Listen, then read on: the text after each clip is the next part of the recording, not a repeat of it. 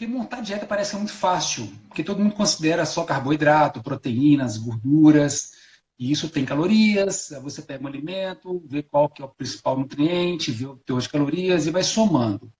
E na internet tem calculadoras também para fazer essas contas, né, de consumo calórico, de gasto energético. Então, teoricamente, ficou fácil das pessoas manipularem esses números. E aí que vem um grande perigo, porque tudo é número, né? E a prescrição dietética vai muito além do que número. Se fosse simplesmente matemática, qualquer programa faria isso para qualquer pessoa. Basta você colocar um objetivo, colocar o número e pronto, acabou. Você recebe isso, pronto. Inclusive, tem sites que fazem isso. Só que não analisa uma série de questões. Não analisa o quadro clínico que a pessoa apresenta, se ela tem alguma alteração, tem algum exame bioquímico. Então, é muito superficial, é muito direto na matemática. E aí, quando você pensa nos nutrientes, as pessoas visualizam principalmente os carboidratos, proteínas e gorduras e Sim. ignoram os micronutrientes, as vitaminas, os minerais, as fibras, ignora a própria água. E, fora esse contexto, tem algumas substâncias que a gente chama de substâncias funcionais que estão presentes nos alimentos que não são necessariamente as vitaminas, os minerais, nem os carboidratos, nem os macros, né? São substâncias que trazem benefícios extras para a nossa saúde, né? São os protetores celulares, antioxidantes, fora as vitaminas e minerais. Então, cada alimento tem a sua particularidade. Então, essas questões todas ficam de fora quando a pessoa baixa o aplicativo e começa a lançar os alimentos. O que acontece na prática? A pessoa estipula, eu quero comer 2.500 calorias, porque eu vi no site que essa quantidade, para quem quer ganhar massa muscular, pode ser interessante. O meu gasto está oscilando em tanto, também calculou na internet. E aí, quando vai colocando os alimentos ao longo do dia, se aquela conta fecha no valor que foi estipulado pelo aplicativo, ela fala assim, poxa, estou bem, estou tranquilo. Só que há um prejuízo nesses aspectos que eu acabei de citar. Você pode estar comendo somente os principais nutrientes. Claro que vem vitaminas, minerais, né, alguma fibra, pode Sim. vir também. Só que quando não há programação, a chance de vir adequadamente é muito pequena. O desequilíbrio ele pode até aumentar, porque a pessoa tem uma falsa impressão que está tudo bem. Esse é um Sim. dos perigos. E uma coisa que me chamou a atenção quando o Ricardo fez isso, a gente estava fazendo uma dieta ontem, eu montei uma dieta para o Ricardo ontem, inclusive. A gente estava conversando sobre essas questões de quanto de carboidrato tem que comer, quanto de proteína. O que me chamou a atenção, porque o Ricardo está fazendo um treinamento para hipertrofia, um treinamento Correto. que está focado na musculação, ele reduziu o aeróbico, ou seja, criou todo um cenário para aumentar a massa muscular, só que na alimentação estava super deficiente, Sim. principalmente no teor de proteína. Primeiro que ele calculou de uma maneira errada, ele foi lançando os alimentos, quando ele se deu conta, ele lançou o alimento 2 vezes, aí teve alimento que faltou, então assim, houve alguns erros de acrescentar o próprio alimento, de retirar e acrescentar. Então, erro de manuseio do próprio aplicativo. E, e o que ficou configurado é que a quantidade de proteína total diária estava abaixo do que seria ideal e mal distribuído. Então estava concentrado na parte da manhã até o almoço e à tarde e à noite estava com quase nenhuma proteína. Então, Sim. aí eu até brinquei com o Ricardo, nem tomando bomba consegue crescer num estado nutricional desse jeito. DCA Então, funcionaria nesse caso. mas o mais interessante é que para o Ricardo estava tudo bem. Por quê? Ele viu que bateu a cota de proteína, de acordo com o É. que está no aplicativo. Deu 2 gramas, ou um pouco mais, né? Que você Não, tinha falado. não tinha nem dado isso. 1,8 gramas de proteína por quilo de peso. Que está dentro Isso. da literatura recomendada para hipertrofia, que é até 2 gramas, tá? Então, quando a gente foi conversar sobre os detalhes, ele viu que tinha, né, eu consegui perceber que estava faltando, não estava compatível o teor de proteína no horário com o alimento que foi colocado. Então, a gente foi descobrindo alguns pequenos erros. E no final das contas, a ingesta proteica dele estava abaixo de 1,5. Estava uma ingesta proteica para quem faz atividades aeróbias, que não precisa de uma demanda proteica tão alta. Então, estava com pouca proteína ao longo do dia e com uma distribuição bem comprometida, estava só num período praticamente. E o aporte calórico também estava muito baixo, ou seja, não dá para ganhar massa muscular nesse cenário.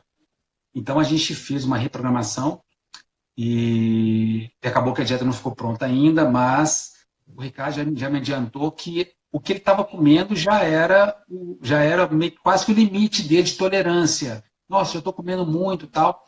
Então, uma coisa interessante é que a gente tem que respeitar esse dado que o cliente coloca para a gente. Não adianta se eu pegar uma dieta, por exemplo, de 2.000 calorias, que é o que foi colocado, e considerar, não, ele tem que comer 4.000 calorias para ele ter resultado. Aí, da noite para o dia, o cara estava comendo 2.000, dentro de uma certa dificuldade, e começa a comer 4.000 no dia seguinte. Não vai dar certo, não vai conseguir. Então, tem que haver uma transição, né, no dia seguinte, se for para começar a dieta, aumentar o aporte calórico, aumentar os nutrientes, depois ele faz um tempinho, tanto que estiver tolerando, depois faz um novo aumento, talvez uma semana seguinte, até chegar onde você deseja. Isso é uma maneira confortável da pessoa se adaptar melhor à dieta. Agora, da noite para o dia faz essa mudança muito drástica, a chance de dar errado é maior, porque a pessoa não está adaptada àquela rotina. Fora o volume em cada refeição e o número de refeições ao longo do dia. Se ele estava comendo 3, 4 refeições por dia, você coloca 7, 8, a demanda para ele preparar, a demanda para ele inserir isso no dia aumenta, e isso gera um desgaste, uma preocupação a mais, então a pessoa talvez não está adaptada. Então essa transição ela é interessante, né? Eu até estava mexendo na dieta e eu vi que vai ter que comer um pouco mais de comida, vai ter que comer alimentos bem distribuídos. O que interessa é o nutriente chegando no corpo do Ricardo num horário adequado, bem distribuído. Agora, se vai entrar algum suplemento ou não, depende da dificuldade do Ricardo aplicar isso no dia dele, no dia a dia. Se ele não consegue comer uma fonte proteica numa quantidade ideal, naquele horário específico, em função de qualquer motivo, uma proteína em pó, algum alimento que é enriquecido com proteína, é bem-vindo neste horário. Só que não pode usar isso como uma ferramenta simplesmente para falar, eu vou tomar o whey protein mesmo, porque o whey protein é bom, é mais fácil, e deixar para lá. Não, tem que buscar uma fonte alimentar, alimento de verdade que tenha proteína, que é o mais natural, que é da natureza, e deixar o suplemento em último caso. Esse seria um cenário mais adequado. E também a questão, né, quando você vai avaliar o quadro clínico de uma pessoa, você pergunta se a pessoa está tomando algum medicamento, para ver se tem alguma interação de nutrientes com o próprio medicamento. Você pergunta para a pessoa se ela fez algum exame bioquímico, um exame de sangue, para ver se tem alguma alteração. Então, são várias perguntas, né? Como é que, se a pessoa já teve algum histórico de doença do passado, teve que tratar. Então, essa anamnese é muito importante para você estabelecer como você vai conduzir o processo. E outra, se a pessoa tem alguma complicação e que não permita comer uma quantidade daquele nutriente, por exemplo, alguma complicação renal que o nefro falou que tem que comer uma quantidade de proteína limitada. Mas não é assim, não é nada não é nada grave, mas teve uma recomendação de um nefro, de um médico. E o aplicativo simplesmente vai colocar o que você definir em questão de matemática.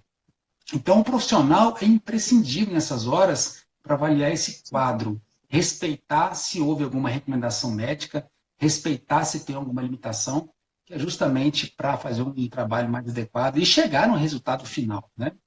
Então, essa parte inicial eu queria já abordar para deixar a galera já aí, né, um pouco mais entendida. Uma coisa que eu achei interessante quando eu conversei com o Magno, pela própria anamnese que ele foi fazendo comigo, ele foi perguntando também o tipo de alimento que eu gosto de comer. Porque muitas vezes, né, você vai em profissionais, em outros nutricionistas, que eles têm aquela dieta já padrão, e não quer respeitar o gosto alimentar do cliente e fala assim, não, você tem que comer isso e acabou. Quando eu conversei com o Mag, foi o contrário. Isso que eu achei legal, Mag. Você perguntava assim, o que você come? Esse tipo de comida encontra-se na sua região? Principalmente ele levou em consideração esse fator de regionalismo. Porque ele está lá em Minas Gerais e a gente sabe que a comida, né, típica daqui é diferente. Às vezes alguns produtos alimentares a gente não encontra aqui em relação a Minas. Então isso também me chamou muita atenção. Acho que vale a pena, né, destacar aqui que o papel do nutricionista ele tem que conversar mais com o cliente, respeitar, né, a disponibilidade de tempo do cliente e as preferências do cliente. E ele tentar encaixar isso para montar um plano alimentar de forma correta. E aí, na hora que a gente chegou lá, né, na parte da manhã estava muito boa, mesmo de fato, a minha alimentação, mas chegava no período da tarde, era assim, era zero, né, praticamente zero a A quantidade de proteína. proteína. A quantidade de Sim. proteína era quase zero. E eu não me atentava a isso, porque eu estava muito preocupado em ingerir a proteína quase que imediatamente ou imediatamente após o treino, porque eu faço treino de manhã, né? A maior parte dos meus treinos é no período da manhã. Então eu sempre preocupava em ingerir uma quantidade adequada de proteína pós-treino, 1 hora, 2 horas pós-treino, e não me alertei, né, no período da noite.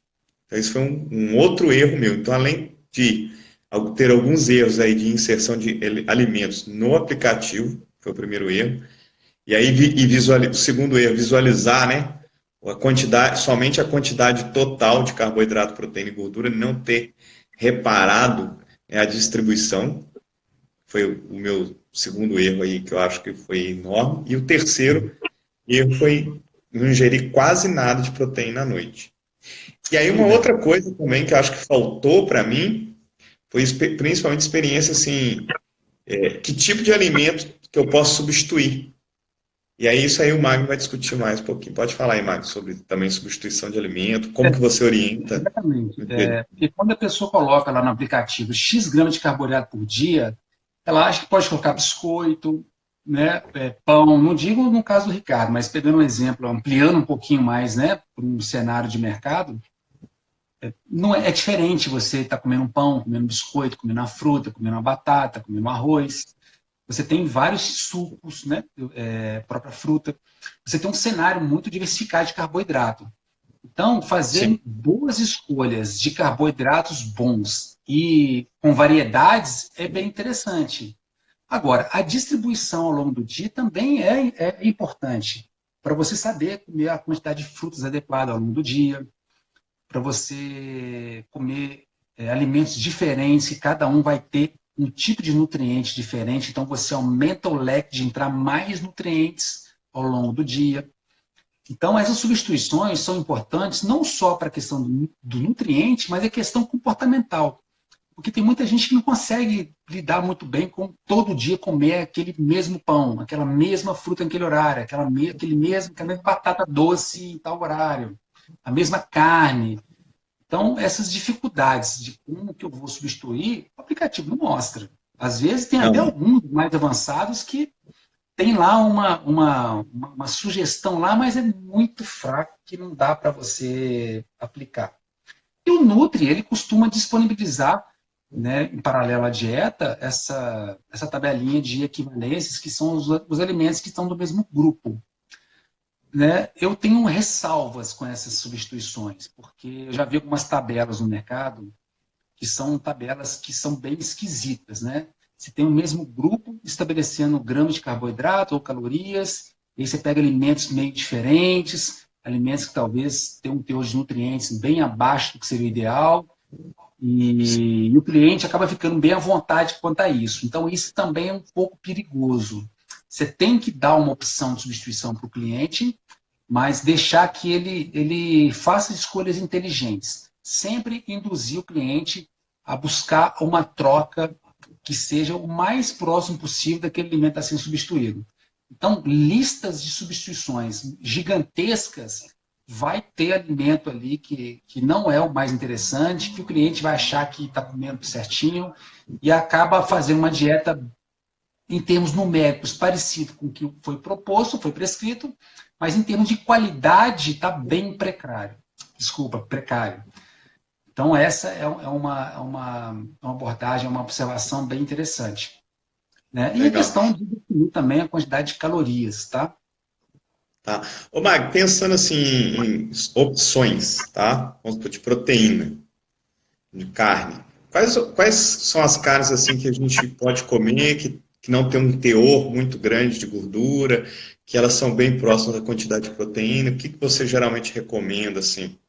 A carne, bom, a carne mais famosa, né, mais fácil acesso e mais em conta financeiramente é o frango, que é um Certo. teor de gordura e uma taxa de proteína bem considerável. Carne vermelha tem uma taxa de gordura um pouco mais alta, a proteína também está bem próximo do frango. Você tem o peixe, você tem os ovos. Os ovos tem que tomar um certo cuidado, porque para você comer a mesma quantidade de proteína de um frango, vai vir uma quantidade maior de gordura também.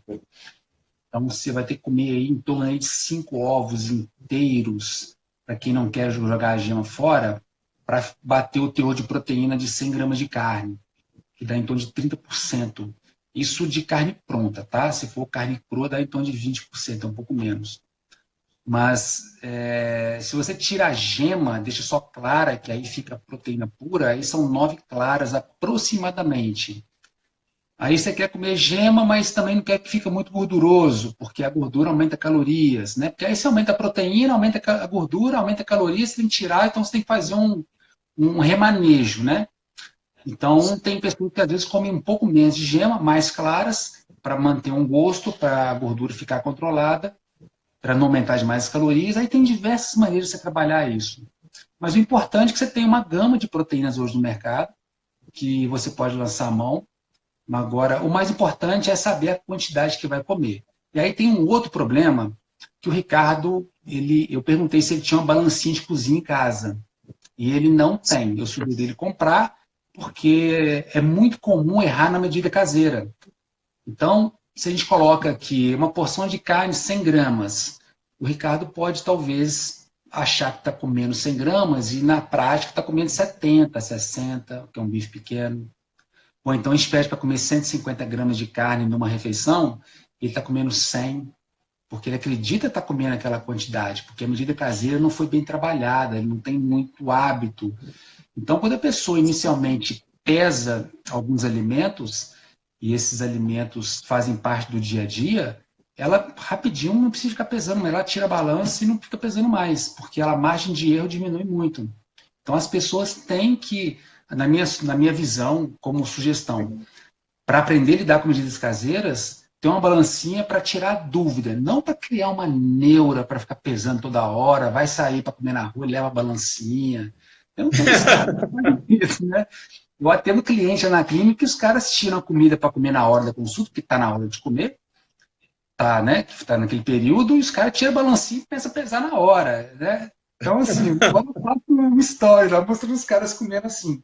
Mas aí já é um padrão que está no outro nível, os caras querem resultados já assim nos extremos, então é o detalhe que faz a diferença. Então já é um outro público. Para o nosso universo, da maioria das pessoas, a sugestão de ter Sim, uma balança em casa para errar menos é interessante. Porque a matemática é muito cruel. Você tem que comer menos do que gasta. Então, se você calculou o gasto energético, pelo menos ficou bem próximo do acerto ali da conta. E você consegue fazer uma dieta programada por um nutricionista, calculada por um programa, ficar abaixo desse valor, só depende da pessoa acertar na mão em casa. Porque se ela erra sim. na mão, ela pode igualar o gasto energético e manter o peso. Então, é comum as pessoas, quando começam a pesar, perceberem uma diferença. Percebe que estava colocando menos na hora que tinha que colocar mais, na hora que estava colocando mais tinha que botar menos. Então, isso é comum demais. Então, essa é uma sugestão, inclusive, para o Ricardo, que eu dei ontem. Né? É. Bom, Magno, olha só, vamos tentar fazer uma projeção, então, só para as pessoas que estão acompanhando a gente ter uma ideia, né, dessa mudança de plano alimentar meu. Atualmente, eu estou com 76,5 kg, tá? Aproximadamente aí, foi a última vez que eu fiz a avaliação, deu 16% de gordura, tá? Você acha que, e daqui a um mês, você acha que eu consigo ganhar mantendo aí a alimentação adequada, o treino adequado? Quanto você acha que dá para a gente ganhar de massa muscular, fazendo um treino adequado seguindo essa alimentação aí? A gente, na literatura é difícil achar na literatura a quantidade de gramas para você ter um aumento de massa muscular. Sim, Tem claro. uma referência muito antiga, fugiu o nome aqui agora, eu até te mandei lá no WhatsApp, Sim, mas assim, que não é uma ideia para ser muito preciso, não. Acho que assim, só para as não é pessoas terem preciso, mas é uma referência que ele coloca que quando você está com superávit de 500 cal aproximadamente a mais, você pode ter aí, por semana 400 gramas de massa muscular a mais também. Então, se fosse 4 semanas, seria 2 quilos de massa muscular. Essa é a única referência que eu achei até hoje, que é uma Sim, referência antiga, mas uma referência boa. Alguma mais nova eu procurei, eu não achei. Se alguém da área, a própria Lu Lancha, se tiver esse dado, ela pode mandar inbox para mim, que eu faço questão de divulgar até quem passou esse dado, até algum artigo para a gente, né, passar adiante e gerar essa informação para as pessoas. Mas, na prática, é difícil precisar quanto que você vai ganhar de massa muscular em um mês ou 2 meses. Mas se você certo. tiver uma média de 300 gramas de massa muscular por semana a mais, com uma dieta de superávit de 500, está de bom tamanho. Aí Chegando aí depende do a tempo de ganhar quilo massa e muscular, meio. depende de vários fatores. Depende da sua qualidade de Sim, sono, depende do nível de estresse que você passa no seu dia, da recuperação que você tem ao longo do dia, depois de uma sessão de treino. Depende muito da combinação dos treinos, como é que está a divisão de programas. Depende de muita coisa, né? Depende da própria aplicabilidade da dieta na rotina do dia a dia. Então, depende se você está tendo frequência de ficar longos períodos em jejum de proteína por algum motivo qualquer. Então, o cenário é bem amplo quando a gente começa a ver fatores que interferem no ganho de massa muscular. O que a gente faz é cercar esses fatores e tentar criar um ambiente mais propício. Então, a sim. média, a média fica em cima desses parâmetros, tá? Não dá para falar com precisão, mas a Não, gente claro. consegue, a gente consegue imaginar, através desses parâmetros, se está indo no caminho ou se está indo, né, abaixo do esperado. Agora, Tá, uma dica legal que eu faço no meu consultório é fazer um checkpoint em 30 dias após a primeira consulta. Isso é tipo um correto. retorno. A gente Sim, avalia para ver se está dentro do esperado, se é que está caminhando. Porque se não tiver tendo resultado nenhum com a nova dieta, a nova estratégia, os fatores estão, de uma certa forma, controlados, a gente pode fazer uma intervenção num tempo mais curto. Se a pessoa volta com 3 meses, está fazendo dieta, e ela fala assim, eu não senti mudança nenhuma, faz uma avaliação, não deu nada, foram 3 meses. Né? perdidos. Então, Sim, manter esse controle eu acho que é fundamental. Assim, né, é, se ele quiser voltar na consulta, que faça na academia. Tem que dar um jeito de fazer alguma avaliação. E a avaliação física é o parâmetro mais próximo que a gente tem para poder estar medindo o resultado. Né? correto. É comum as pessoas que fazem academia não fazerem a avaliação física. Isso é comum também. Sim, E se está fazendo dieta acompanhado com Nutri, ele faz avaliação com Nutri. Bacana, está sendo acompanhado, está sendo avaliado, está tudo certo. Ele consegue ter uma noção do que está acontecendo. Agora, para você, é um recadinho para a galera que está assistindo a gente. Se você está treinando na academia, está fazendo uma dieta que seja boa por conta própria, por um aplicativo, qualquer dieta que seja, e não buscou uma ajuda profissional, não está fazendo uma avaliação física na academia, eu te pergunto, como que você mede o resultado que você está tendo? Como que você é. sabe que o treino que foi montado pelo profissional e você está treinando está funcionando, está dando certo? Não tem como saber, né? Como que eu posso esperar daqui a 6 meses, daqui a um ano? Como que eu posso saber se eu perdi gordura, que agora é hora de entrar com hipertrofia? Ou o contrário? Então, essa perguntinha fica para você, que às vezes treina e está num ambiente de dieta e não está fazendo avaliação, não sabe o que está acontecendo. Então, isso é importante tá de olho. Que isso faz muita diferença, porque você controla essas variáveis, tá? Sim. O Magno, notícia ruim para você. Terminamos o nosso horário. Vamos abrir agora para perguntas para as Eu pessoas. só queria deixar uma coisa bem clara, pessoal, que o que rolou ontem comigo com o Ricardo, que o Ricardo mora em outro estado, foi uma experiência para a gente criar um conteúdo para a live de hoje.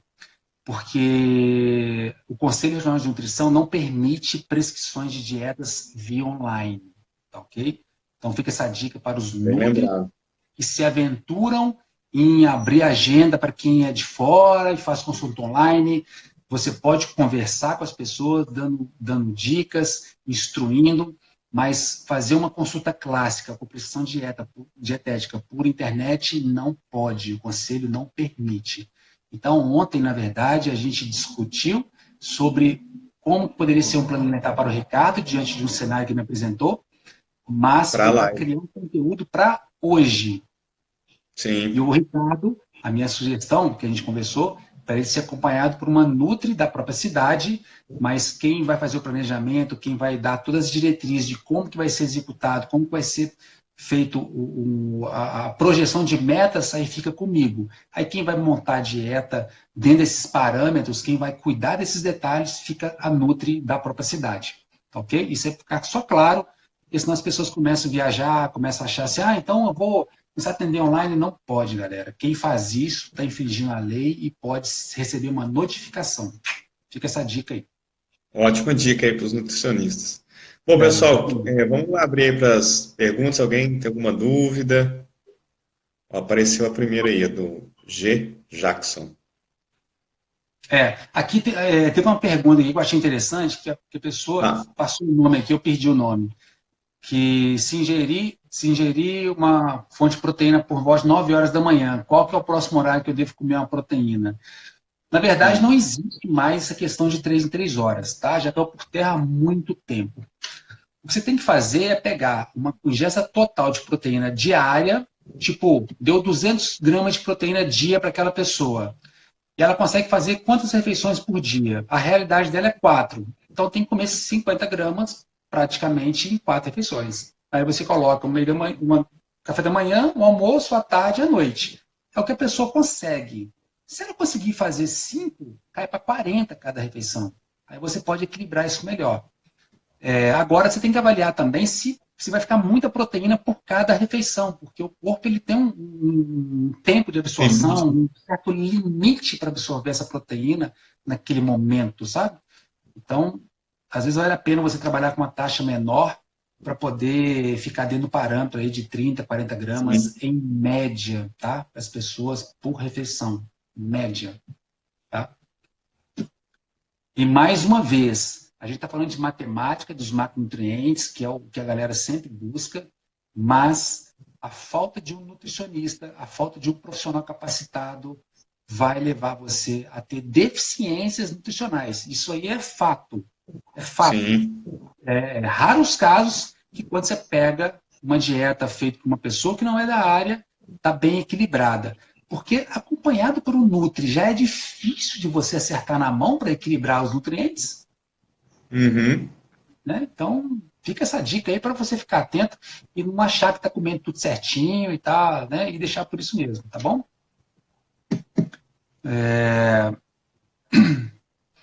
A questão do treino também, o Nutri, tem que estar sempre perguntando para o cliente como que está a questão do treino. E se você, Nutri, entende um pouquinho sobre treinamento, você pode gerar uma discussão que talvez seja interessante ele conversar com o treinador sobre os objetivos. Igual eu já peguei um cliente que ele treinava musculação 2 vezes por semana, tipo terça e quinta. Até ruim a Certo. distribuição, porque o bom seria segunda e quinta, terça e sexta, né? Algo assim, né? Para dar um intervalo mais equilibrado. E aí ele fazia aeróbico 5, 6 vezes por semana. Aí eu perguntei, qual que é o seu objetivo? E ele falou que quer ganhar massa muscular, quer ficar forte. Como é que você quer ficar forte, que você está fazendo musculação 2 vezes por semana, que é um estímulo anabólico, e está fazendo aeróbico, que é um estímulo catabólico? 5 vezes por semana, ou seja, mais catabólico do que anabólico. Então, está dando conflito de objetivos com a realidade de treino. Ah, Sim. mas eu gosto muito de fazer aeróbio, eu não consigo parar de correr, e musculação, eu tenho, né, eu gosto menos, né? Então, quando vem com esse papo, aí a coisa fica bem mais complicada.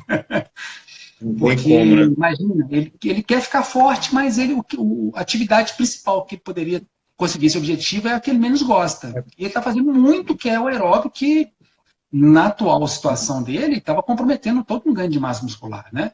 Sim. Então, o cuidado na fala com esse cliente não é taxar, não é agredir, ou então falar, então não tem jeito, porque a musculação tem que fazer, você tem que parar de correr, tem que fazer. Não, não é bem assim. Você tem que fazer o cliente entender que o que ele quer, ele tem que fazer um ajuste na programação de treino dele.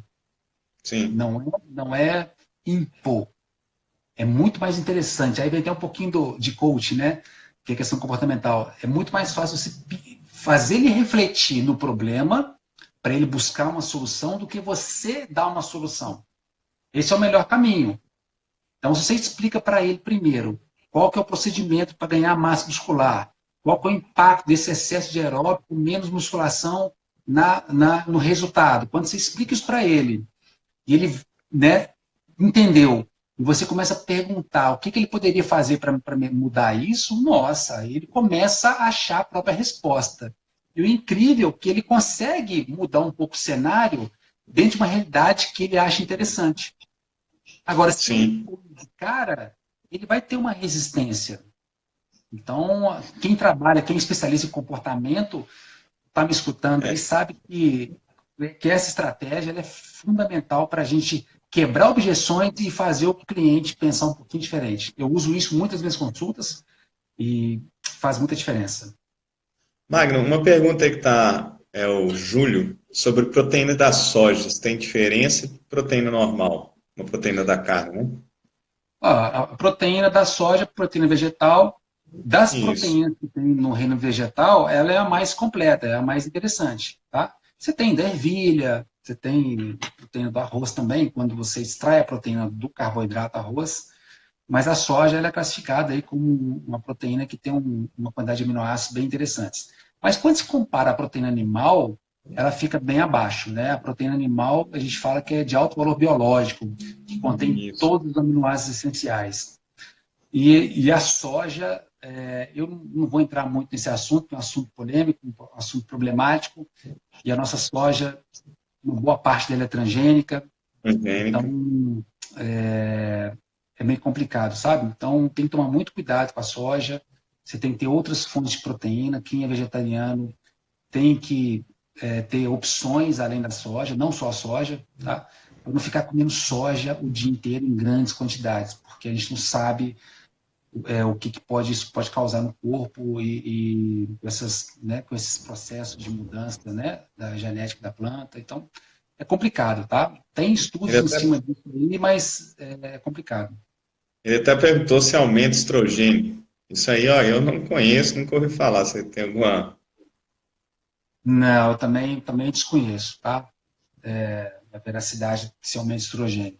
Você Vou tem até todas as buscar isso questões. aí, ver se eu É, quebro esse mito aí. não vou saber dizer se aumenta o estrogênio, mas o que eu já li não tem fundamentação científica, não, tá? Assim, o que eu já li. Talvez eu tiver algum artigo mais novo, alguma coisa, alguma pesquisa mais recente, e se alguém tiver algo para contribuir, pode mandar inbox para a gente aqui, tá legal? Ok? Bom, eu acho que tá bom, né, Ricardo? Tá, A gente pode né? guardar mais conteúdos aí para a próxima live, para não ficar muito extenso. Só responder a Reanete aqui, qual a melhor proteína, animal ou vegetal? Você acabou de falar, né? Animal, principalmente é Proteína a animal ela é proteína de melhor alto que valor vegetal. biológico e apresenta aí todos os aminoácidos essenciais e não aminoácidos. E Isso, não essenciais. isso não quer dizer que comer proteína animal vai ter resultado melhor. Não Ah, é sim. causa e efeito, tá? A gente está comparando somente um alimento com o outro. Agora, para oferecer Mas eu resultado, o contexto é bem mais amplo. tá bom? Isso. A gente tem fisiculturistas que são vegetarianos, que são veganos, que têm um ganho de massa muscular significativo, tá? Então envolve outras questões também. Tá, joia. Então, Mag, dá o seu recado final aí para a gente despedir do pessoal. Depois eu finalizo aqui a live.